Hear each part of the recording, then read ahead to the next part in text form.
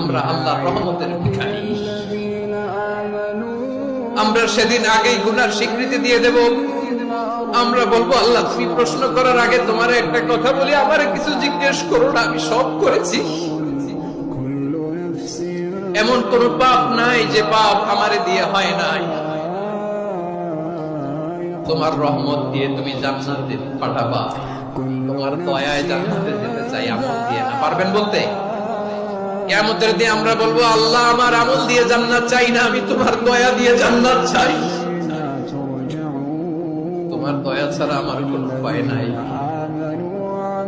কারণ আল্লাহ যদি বিচার করে বাঁচার কারো উপায় নাই। আল্লাহ যদি বলে ফেলেন তুই এটা করলি কেন, ওখানে গেলি কেন, কোরআনে 1000 বার নিষেধ করলাম তারপরেও এই পাপে জড়ালি কেন, এরকম প্রশ্ন ছুড়ে দিলে আমার উত্তর আছে? বাঁচার কোনো উপায় আছে?